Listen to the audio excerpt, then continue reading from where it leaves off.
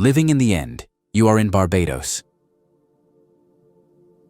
In this video, we're going to dive deep into one of the most powerful manifestation techniques ever taught by the legendary mystic Neville Goddard, living in the end. At the center of this method is a phrase that has captivated thousands of people for decades. You are in Barbados. Now, if you're wondering what Barbados has to do with manifesting your desires, stay with me. Because behind that sentence is a story so rich and a principle so powerful, it could truly shift the way you approach your goals, your dreams, and your life. So find a quiet space, take a deep breath, and let's begin this journey together. The story behind You Are in Barbados. In 1933, the young Neville Goddard was living in New York City. He had spent the past 12 years in the United States, and he deeply longed to return to his family in Barbados for a visit. But there was just one problem. He was completely broke. No money for a ticket, no income, no way out, it seemed. So, like anyone facing the impossible, he turned to someone he trusted. Abdullah, his teacher, a mysterious Ethiopian mystic who had been mentoring him in spiritual law and metaphysics. Neville explained his desire, how much he missed home, how badly he wanted to go, and how little he had. Abdullah listened, calmly. Then he looked Neville straight in the eye and said, "You are in Barbados." Now imagine hearing that. You're cold, you're broke, you're in New York City during the Great Depression, and someone tells you you're already on a tropical island? Naturally, Neville protested. "I'm not in Barbados, I'm here, in New York." But Abdullah didn't budge. In fact, he doubled down. "You are in Barbados, and you went there first class." And that was it. From that moment on, Abdullah treated Neville as if the matter was settled. He didn't talk about how it would happen. He didn't entertain any more doubts. He slammed the door on every complaint Neville brought to him. And over the next few weeks, something remarkable happened. Neville began to assume the state of being in Barbados. He imagined what it would feel like to be there, to walk on the beach, to hear the voices of his family, to smell the Caribbean air. He lived in the end result of being home. And then, just before Christmas, it happened. Neville received a letter from a family member. Inside was a boat ticket to Barbados, first class, and enough money to cover all his expenses. Now, what exactly happened here? Was it just luck? A coincidence? Or did Neville tap into something deeper? Something universal? This story became the foundation for one of the most important principles Neville ever taught. He called it living in the end. So what is it exactly? What does living in the end really mean? So let's define it clearly. Living in the end means assuming the state of consciousness you would be in if your desire were already fulfilled. Let's say you want to be in a loving relationship. Living in the end means imagining yourself already with that person. You're waking up next to that person. You feel the joy, the comfort, the laughter. You don't feel lonely. You don't want love. You have love. Or maybe you want financial freedom. Living in the end means walking through life with the ease and peace of someone who knows their bills are paid, their needs are met, their life is secure. You're not hoping for abundance, you're embodying it. Rather than hoping, wishing, or waiting, you shift your consciousness into the version of you who already has what you want. You stop asking how it will happen, and start assuming that it already has. This is not daydreaming. This is not fantasy. This is deliberate creation, my friend. Here's how Neville put it. Assume the feeling of the wish fulfilled and continue feeling that it is fulfilled until that which you feel objectifies itself. This technique isn't about visualizing something someday in the future.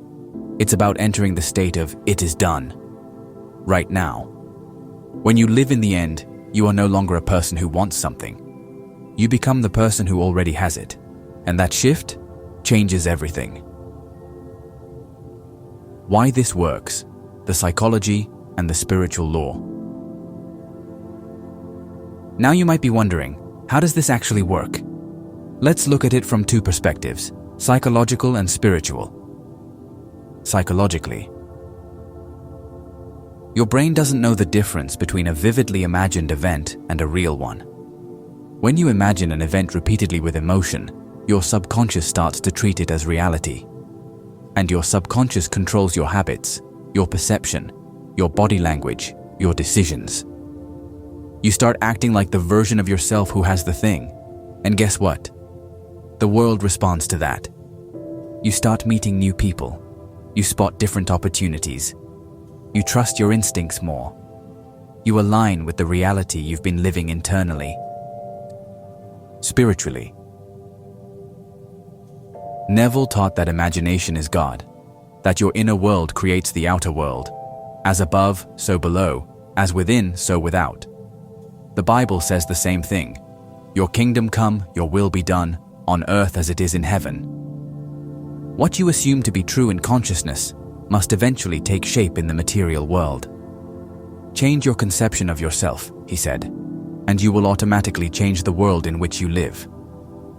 You don't manifest what you want. You manifest who you are. So when you shift your identity into the version of me who already has it, the universe reconfigures around that new self-concept. More real-life examples. Let's bring this into practical, relatable situations. Example 1. A new home. Say you're tired of your living situation. You want a peaceful, spacious home. Instead of focusing on the rent, the market, or the fear that it's out of reach, you close your eyes and imagine sitting on your new balcony. You feel the sun. You sip your coffee. You hear birds instead of traffic. You feel that you already live there. You don't wish for the home, you assume it. Example 2. Healing your body. You've been struggling with an illness or pain. Living in the end means feeling your body as healthy. You picture yourself jogging, smiling, feeling energized. You're no longer the person trying to heal. You are the healed version. Even if the symptoms are still there, you stay loyal to the end result. Example 3. Career or business success. Maybe you run a small business and want to grow it.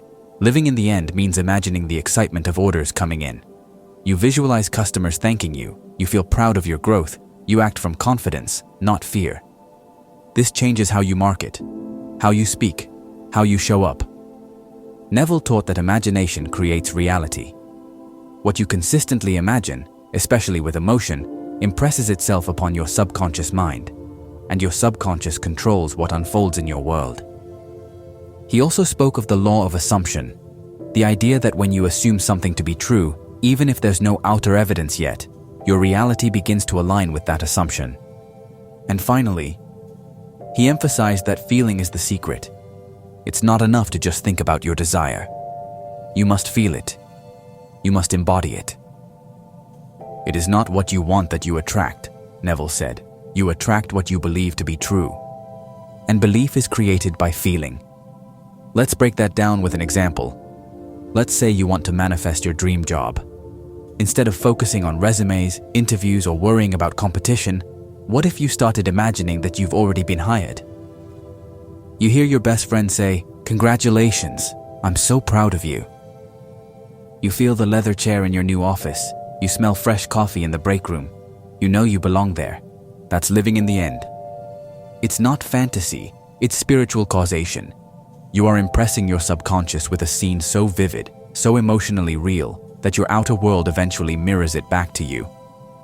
Now let's talk about how to apply this in your own life. How to practice living in the end. Here's a simple 5-step process. Step 1. Define your desired end. Get crystal clear. What is it that you truly want? Not the path to it, not the middle steps, the end result. What scene would exist if your desire were already fulfilled? Step 2. Create a short, vivid inner scene.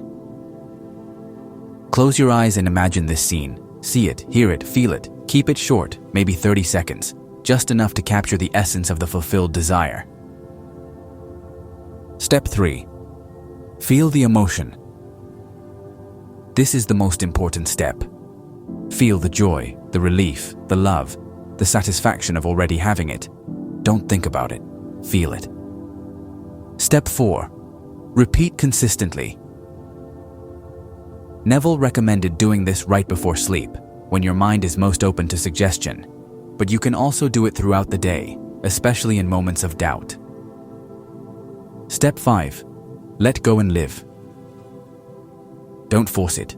Don't wonder when or how it will happen. Just keep living in the assumption that it already has. Your only job is to remain faithful to the state of the wish fulfilled. So what happens next? When you truly live in the end, you'll begin to notice something incredible. Life starts to rearrange itself around your assumption. People show up. Opportunities appear.